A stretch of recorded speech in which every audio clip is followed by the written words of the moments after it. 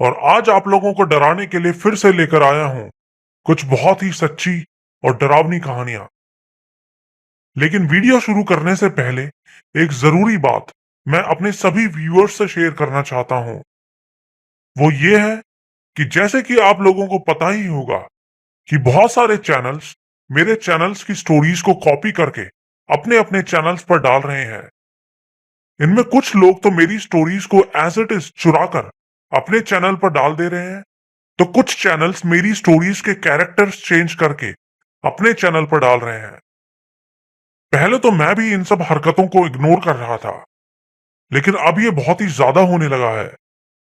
कुछ लोग मेरे चैनल की ही ओरिजिनल स्टोरी दूसरे चैनल पर सुन के आते हैं और फिर मुझे बोलते हैं कि मैंने ये स्टोरी कॉपी की है।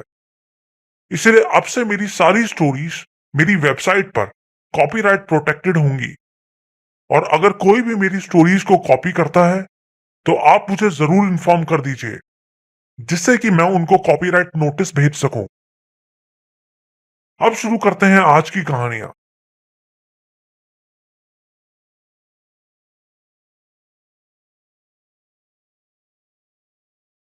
मेरा नाम प्रेम शिव है और मैं उड़ीसा के सुंदरगढ़ डिस्ट्रिक्ट के राउकेला का रहने वाला हूं। मैं जो स्टोरी बताने जा रहा हूं ये बिल्कुल सच्ची कहानी है। मेरे दादाजी कांस बहल नाम की एक जगह में रहा करते थे, लेकिन मेरे मम्मी पापा गांव में ही रहते थे। हमारे गांव में कोई अच्छा स्कूल ना होने की वजह से मम्मी पापा ने मुझे दादाजी के पास ही पढ़ाई करने के लिए छोड़ दिया था। हमारे स्कूल में दोपहर 12 बजे स्कूल की तरफ से ही लंच दिया जाता था, घर से लेकर नहीं जाना होता था। लेकिन एक दिन किसी वजह से हमारे स्कूल की तरफ से लंच नहीं दिया गया। तब मैं 7th क्लास में था। मुझे बहुत भूख लग रही थी, और जब भूख बर्दाश्त के बाहर हो गई तो मैं घर के लिए निकल गया। वैसे तो हमारी छुट्टी शाम 4 बजे ही होती थी, लेकिन मैं पहले ही निकल गया। मैं साइकिल पर आ रहा था। घर आते हुए रास्ते में एक पुल पड़ता है। मैं उस पुल के पास पहुंचने ही वाला था कि अचानक मेरी साइकिल की चेन उतर गई। मैंने चेन लगाने की बहुत कोशिश की, लेकिन चेन फंस गई थी। तभी मुझे एक आवाज सुनाई दी। वो आवाज एक औरत की थी और बहुत ही डरावनी थी। मुझे लगा शायद कोई औरत बकरी चराने के लिए आई है। मैंने ज्यादा ध्यान नहीं दिया और साइकिल को खींचते हुए ही आगे बढ़ने लगा। मैं कुछ ही कदम आगे बढ़ा था कि मुझे एक बहुत ही डरावनी गुर्राने की आवाज सुनाई दी। आवाज सुन के मैं वहीं रुक गया। मैंने सोचा कि पुल के नीचे झांक के देखता हूं कि आवाज कहां से आ रही है। मैंने नीचे झांक के देखा, और जो मैंने देखा वो मैं शब्दों में बयान नहीं कर सकता।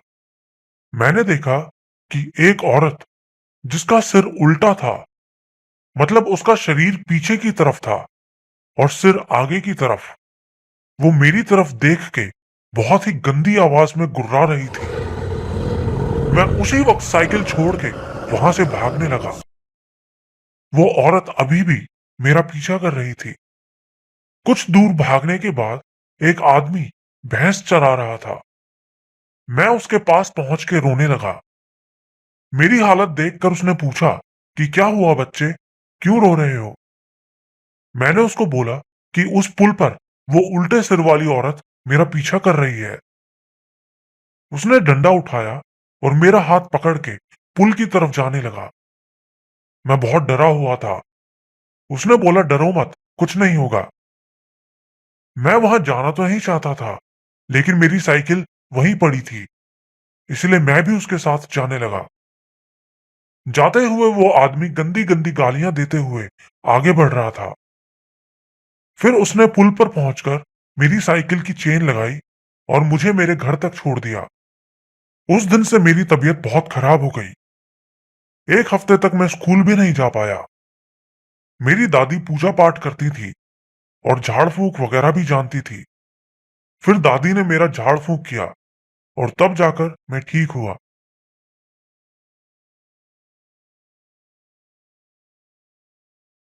ये दूसरी स्टोरी जो मैं बताने जा रहा हूं, ये मेरे गांव की है। हमारा गांव बहुत ही छोटा है, जो कि जंगलों के बीच में बसा हुआ है। गांव में आज भी कोई डेवलपमेंट नहीं हुआ है। उन दिनों हम अपना नया घर बना रहे थे और घर बनाने के लिए ईंटें और लोहे के सरिये शहर से लेकर आने थे। पापा ने सामान लाने के लिए एक ड्राइवर से बात कर ली थी और दोपहर में पापा शहर चले गए सामान लाने के लिए। सब सामान रेडी था, लेकिन वो ड्राइवर किसी दूसरी जगह सामान पहुंचाने के लिए निकल गया था। पापा ने दूसरी गाड़ी करने की भी कोशिश की, लेकिन उस दिन कोई और गाड़ी भी नहीं मिल सकी। इसीलिए पापा वहीं उस ड्राइवर का वेट करने लगे। पापा बिना सामान लिए घर वापस नहीं आना चाहते थे, क्योंकि अगली सुबह से ही घर का काम शुरू होने वाला था और वो जगह गांव से काफी दूर भी थी। पापा ने उस ड्राइवर को फोन किया और उसको जल्दी वहां आने के लिए बोला। ड्राइवर को आते आते रात के 10 बज गए थे। आने के बाद ड्राइवर ने सारा सामान गाड़ी में लोड किया और वहां से निकल गया। पापा भी बाइक से उसके साथ साथ ही आ रहे थे। रास्ता खराब था, इसीलिए वो गाड़ी धीरे धीरे ही ला रहे थे। घर आते हुए रास्ते में एक जगह पड़ती है। उस जगह एक लड़की का रेप करके उसका खून कर दिया गया था।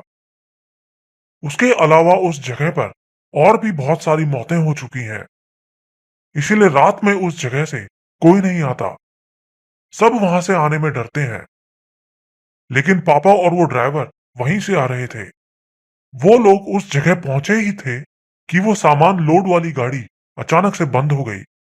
ड्राइवर ने बाहर निकलकर चेक किया तो बताया कि गाड़ी का कोई पार्ट टूट गया है, मैकेनिक को बुलाना पड़ेगा। उस वक्त रात के 1 बजने जा रहे थे। पापा ने ड्राइवर को बोला कि तुम एक काम करो, तुम गाड़ी लॉक करके मेरे साथ चल पड़ो, ये जगह ठीक नहीं है। लेकिन वो ड्राइवर बोला कि नहीं, मैं गाड़ी को छोड़कर नहीं जाऊंगा। लेकिन पापा उस जगह के बारे में अच्छे से जानते थे। पापा ने उस ड्राइवर को फिर से अपने साथ चलने के लिए बोला, लेकिन ड्राइवर नहीं माना। आखिर में पापा ने बोला कि चलो ठीक है, तुम यहीं रुक जाओ, लेकिन चाहे कुछ भी हो, तुम गाड़ी से बाहर मत आना। उसके बाद फिर पापा बाइक स्टार्ट करके एक मैकेनिक को बुलाने के लिए चले गए। फिर करीब 1 घंटे बाद पापा मैकेनिक को लेकर आए और उन्होंने ड्राइवर को आवाज दी, लेकिन वो ड्राइवर बाहर नहीं निकला। गाड़ी का गेट अंदर से लॉक था। कई देर उसको आवाजें देने के बाद पापा ने गाड़ी की छत पर चढ़ के अंदर देखा तो देखा कि ड्राइवर अंदर बेहोश पड़ा था। फिर पापा ने उसको कई बार जोर जोर से आवाज लगाई। कुछ देर बाद ड्राइवर को होश आया तो वो छुप छुप के बाहर देखने लगा। पापा ने उसको आवाज लगाई कि मैं मैकेनिक को लेकर आ गया हूं। फिर उसने डरते डरते गेट खोला और बोला कि यहां से जल्दी चलो। पापा उसकी हालत देखकर बात समझ गए थे, इसलिए उससे कुछ नहीं पूछा और मैकेनिक से गाड़ी ठीक करा के जल्दी से गांव की तरफ निकल गए। जब वो गाड़ी रिपेयर हो रही थी, तब भी वहां कुछ अजीब अजीब सी आवाजें आ रही थी, किसी के चलने की आवाज। कुछ देर बाद गाड़ी ठीक हो गई। ड्राइवर की हालत देखकर वो मैकेनिक भी पापा के साथ ही गांव आ गया। अगली सुबह उस ड्राइवर ने बताया कि जब पापा मैकेनिक को लेने के लिए चले गए थे तो वो गाड़ी के अंदर ही बैठा हुआ था, लेकिन कुछ देर बाद वो टॉयलेट करने के लिए बाहर चला गया। टॉयलेट करके वो कुछ देर वहीं खड़ा होकर सिगरेट पीने लगा था। वो वहां खड़ा सिगरेट पी ही रहा था कि अचानक उसे पास के एक पेड़ से किसी के खांसने की आवाज सुनाई दी। इतने घने जंगल में इतनी रात कौन हो सकता है? ये देखने के लिए वो उस तरफ थोड़ा आगे बढ़ा, लेकिन वहां जाके उसने देखा कि वहां तो कोई नहीं था। बस आसपास के पेड़ों पर से कुछ गिरने की आवाजें आ रही थी। उस वक्त उसे पता नहीं क्या हुआ, वो सीधा जंगल के अंदर जाने लगा। तभी उसको सामने झाड़ियों में दो चमकती हुई लाल आंखें दिखाई दी। उसे लगा शायद जंगल का कोई जंगली जानवर होगा, इसीलिए वो तेजी से गाड़ी की तरफ भागने लगा। लेकिन तभी उसे किसी औरत के हंसने की आवाज सुनाई दी। आवाज सुन के वो पलटा तो देखा कि एक औरत जो कि बहुत ही लंबी थी, वो भागते हुए उसके पास आई और उसके पैर पकड़ के उसको घसीटते हुए जंगल के अंदर ले गई और फिर अचानक से गायब हो गई। वो बहुत ज्यादा डर गया और उठ के वहां से भागने लगा, लेकिन वो रास्ता भी भूल चुका था। तभी वहां जंगल में किसी बच्चे के रोने की आवाज गूंजने लगी। वो किसी तरह रास्ते का अंदाजा लगाते हुए बाहर की तरफ जाने लगा और उसकी किस्मत अच्छी थी कि उसको बाहर अपनी गाड़ी खड़ी हुई दिखाई दे गई। वो भाग के गाड़ी के अंदर आ गया और अंदर से गेट बंद कर लिया। लेकिन फिर तभी वो औरत भी वहां आ गई और उसको गाड़ी से बाहर निकलने को बोली, लेकिन वो गाड़ी से नहीं उतरा। वो औरत बोली, तू नीचे उतरेगा या मैं ऊपर आऊं? वो बहुत ज्यादा डर चुका था। गाड़ी में उसने भगवान की एक फोटो लगाई हुई थी और वो उस फोटो को सीने से लगाकर रोने लगा। शायद वो औरत उस गाड़ी के अंदर नहीं आ सकती थी, क्योंकि अगर आ सकती तो कब की आ चुकी होती। वो औरत फिर से बोली, बाहर आ जाओ, मैं तुम्हें कुछ नहीं करूंगी। लेकिन वो बाहर नहीं गया। तो वो औरत रोने लगी, बोली, मेरा बच्चा भूखा है, उसको तुम्हारे खून की जरूरत है, बाहर आ जाओ। पहले तो उसका चेहरा नॉर्मल था, लेकिन फिर देखते ही देखते उसका चेहरा बहुत भयानक हो गया और फिर वो अचानक से वहां पे नाचने लगी और नाचते नाचते ही वहां से गायब हो गई। वो ड्राइवर अंदर ही दुबका हुआ था। फिर कुछ देर बाद वहां एक आदमी आया। उसने अपने हाथ में एक कुल्हाड़ी ली हुई थी और वो बीड़ी पी रहा था। उस आदमी को देखकर उसने दरवाजा खोलने की सोची, लेकिन तभी उसको बहुत तेज बदबू आने लगी। उसने उस आदमी को ध्यान से देखा तो देखा कि वो बहुत ही लंबा था और वो बदबू उसी आदमी में से आ रही थी। वो ड्राइवर समझ गया कि ये कोई इंसान नहीं है। वो आदमी जो कुछ भी था, फिर वो एक बकरे की आवाज निकालने लगा। उसकी आवाज बहुत डरावनी थी और उस आदमी में इतनी ताकत थी कि वो ईंट और लोहे से भरे उस ट्रक को भी जोर जोर से हिला पा रहा था। फिर वो आदमी देखते ही देखते और लंबा होने लगा। अब वो बाहर से ही ड्राइवर को देख पा रहा था। वो ड्राइवर से बोला, बाहर निकलो, मुझे बीड़ी चाहिए। लेकिन ड्राइवर अंदर ही छुपा रहा। फिर वो कुल्हाड़ी वाला आदमी बोला, बाहर निकल, नहीं तो इसी कुल्हाड़ी से तेरा सर काट दूंगा। फिर वो आदमी उस गाड़ी के सामने जाकर बैठ गया। उस वक्त बदबू भी बहुत ज्यादा आने लगी थी और बर्दाश्त से बाहर हो रही थी। लेकिन वो ड्राइवर मुंह पर कपड़ा बांध के वहीं बैठा रहा और वहीं बैठे बैठे बेहोश हो गया। फिर जब आंख खुली तो पापा और वो मैकेनिक वहां पहुंच चुके थे। उस ड्राइवर की बात सुनकर सब लोग बहुत डर गए। सब यही सोच रहे थे कि अगर वो उस वक्त गाड़ी से बाहर आ जाता तो उसके साथ क्या होता। शायद वो औरत उसको मार देती और उसका खून अपने बच्चे को पिलाती, या फिर वो आदमी उसको बीड़ी लेने के बहाने जान से मार देता। कुछ भी हो, लेकिन उसकी किस्मत बहुत अच्छी थी जो वो जंगल के अंदर जाकर भी बच गया, क्योंकि उस जगह से और भी बहुत सारे लोग गायब हुए हैं जिनका आज तक कुछ पता नहीं चला।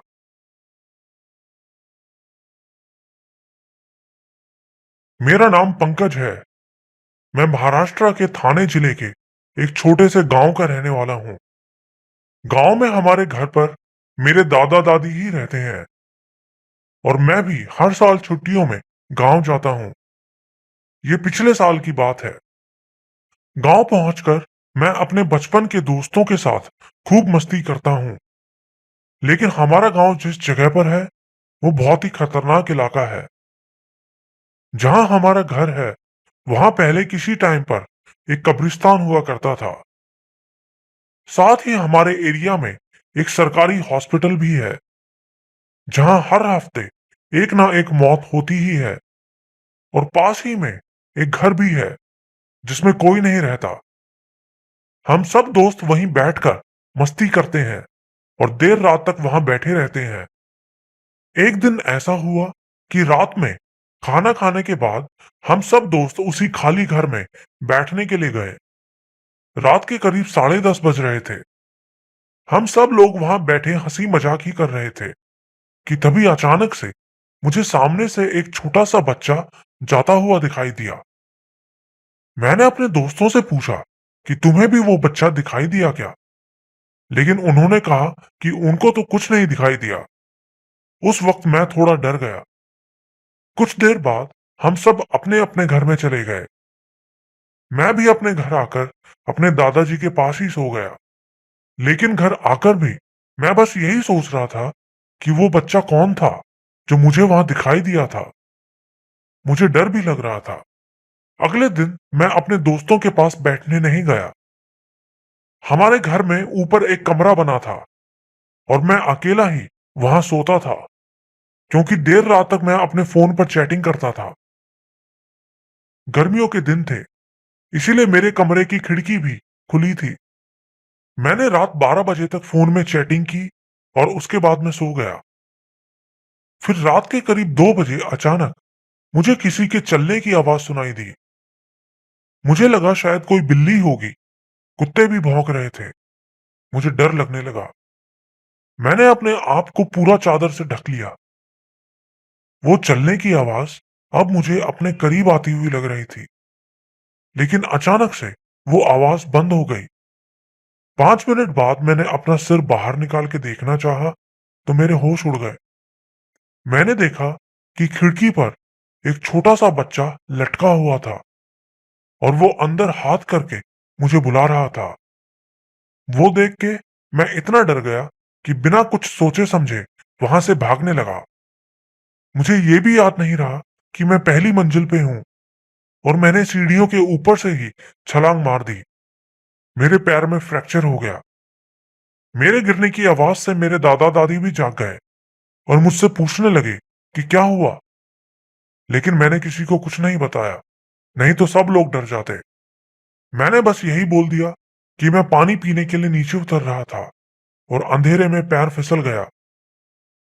उसके बाद 4-5 दिन हॉस्पिटल में रहने के बाद मैं घर वापस आ गया और अपने घर के सामने रहने वाले एक चाचा के पास गया और उनको सारी बात बताई। तो उन्होंने बताया कि वो बच्चा पहले यहीं रहता था, लेकिन बचपन में ही उसकी मौत हो गई और उसको हॉस्पिटल के साथ में ही एक गड्ढे में दबाया था। उन्होंने बताया कि वो बच्चा किसी का कोई नुकसान नहीं करता, बस वो खेलना चाहता है। उन्होंने बताया कि वो हमेशा अपने घर के बाहर ही सोते हैं, चाहे कैसा भी मौसम हो।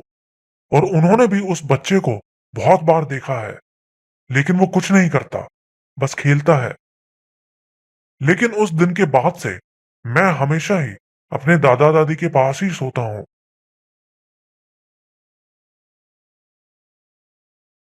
मेरा नाम स्मृति गुप्ता है और मैं कोलकाता में रहती हूँ।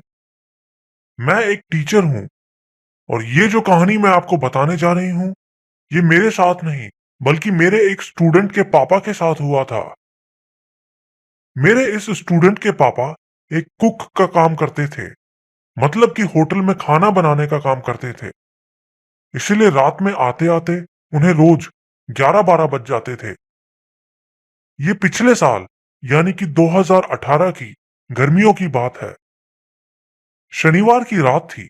मेरे स्टूडेंट के पापा, जिनका नाम प्रकाश है, वो रोज की तरह साइकिल चलाते हुए अपने घर आ रहे थे।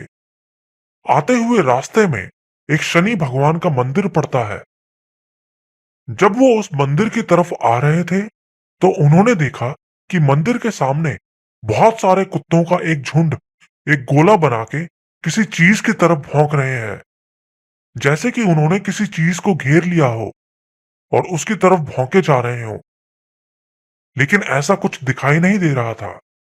ये देख के वो उन कुत्तों के साइड से चुपचाप बिना कोई आवाज किए वहां से निकल गए।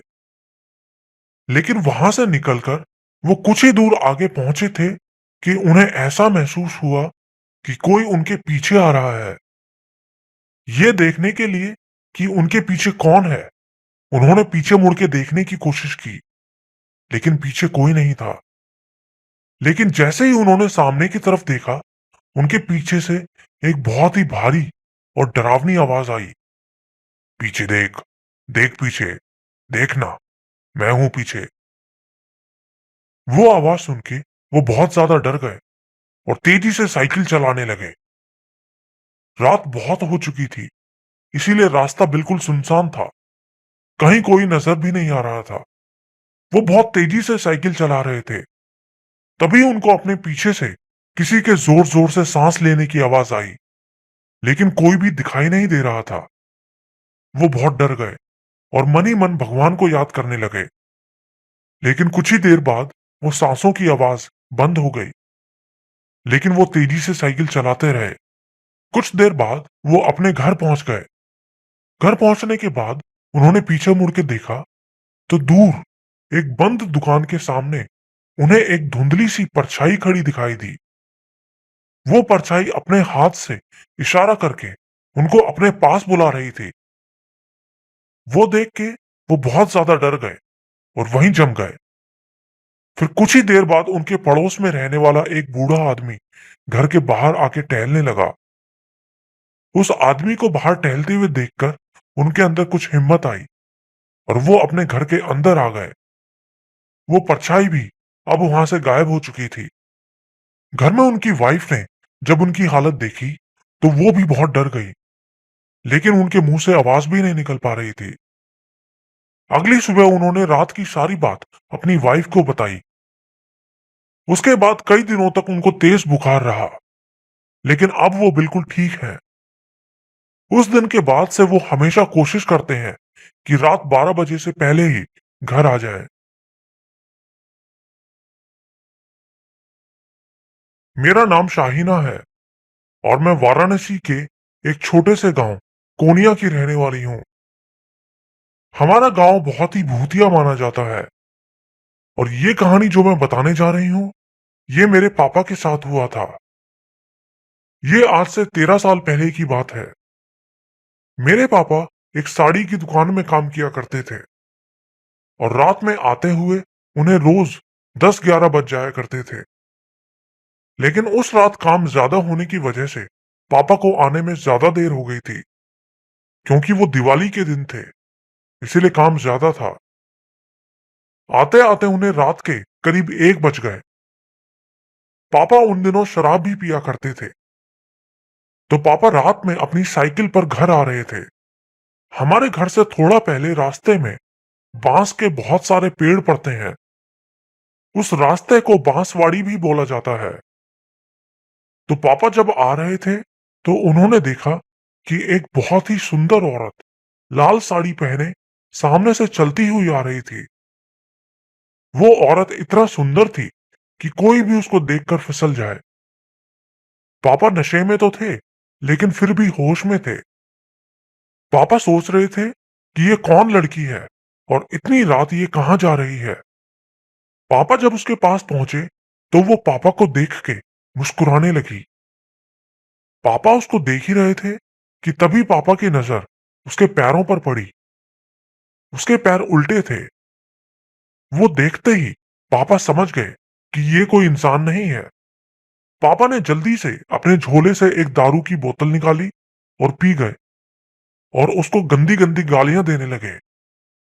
वो औरत जो उनकी तरफ आ रही थी, गालियां सुनते ही उल्टे पैर पीछे भागने लगी और उल्टे पैर ही एक पेड़ पर जाकर चढ़ गए और जोर जोर से हंसने लगी। पापा उसको गाली देते देते ही वहां से आने लगे, तो वो बोली कि तेरी किस्मत अच्छी है जो तू आज बच गया। उसके बाद पापा घर आ गए। ये दूसरी कहानी जो मैं बताने जा रही हूँ, ये मेरे बड़े भाई के साथ हुआ था। ये बात आज से करीब 11 साल पहले की है। उन दिनों मेरे भाई क्रिकेट खेला करते थे और खेलने के लिए दूसरे मोहल्ले में जाया करते थे। गर्मियों के दिन थे और एक शाम रोज की ही तरह भाई क्रिकेट खेलने दूसरे मोहल्ले में गए थे। वो जगह हमारे घर से बहुत दूर थी। शाम को क्रिकेट खेलने के बाद भाई दोस्तों के साथ ही घूमने चले गए और मौज मस्ती करते करते उन्हें बहुत देर हो गई। उनके दोस्तों ने कहा कि आज तू यहीं रुक जा। लेकिन उन्होंने कहा नहीं, कोई बात नहीं, मैं चला जाऊंगा। उनके दोस्तों ने उनको काफी मना किया कि रात बहुत हो गई है, इस टाइम मत जा, लेकिन वो नहीं माने। वो वहां से निकल गए।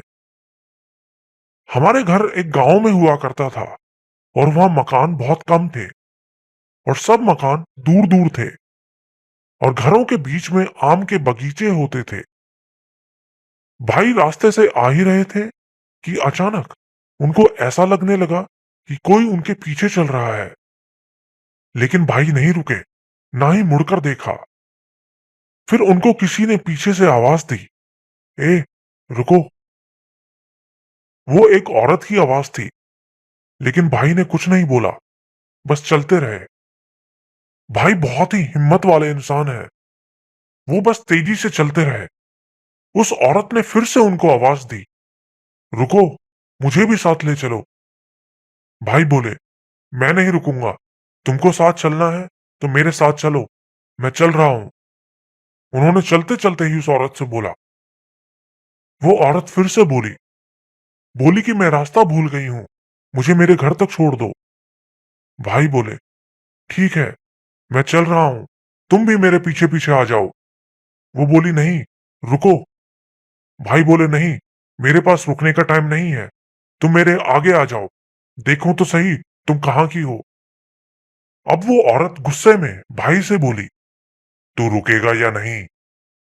भाई बोले, नहीं, मैं नहीं रुकूंगा। तभी भाई एक मोड़ पर पहुंच गए।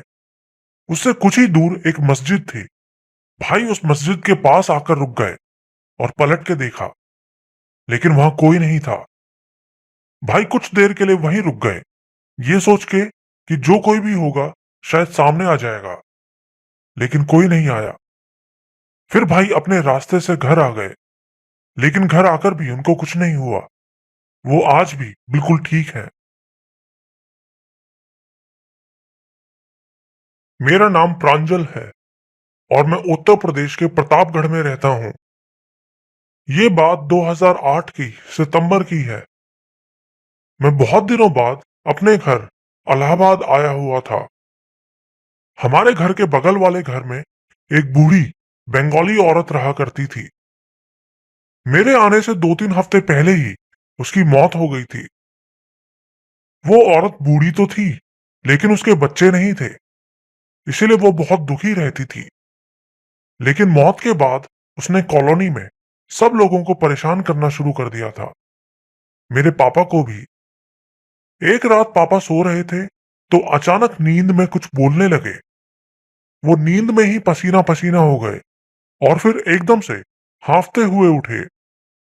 उठने के बाद पापा ने बताया कि वो ही बुढ़िया थी। वो उनकी छाती पर बैठ के उनका गला दबा रही थी। ये बात मम्मी ने अगले दिन मुझे फोन पर बताई और उसे सुनकर ही मैंने घर जाने का फैसला किया था। रात में मेरी देर रात तक जागने की आदत है, क्योंकि मैं देर रात तक अपने लैपटॉप पर काम करता हूँ। ऐसे ही एक रात मैं जाग रहा था और लैपटॉप में ही कुछ काम कर रहा था। घर के बाकी सब लोग सो चुके थे। काम करते करते मुझे प्यास लगी तो मैं पानी पीने के लिए उठा और किचन में गया। हमारे किचन से उस औरत का घर साफ दिखाई देता था।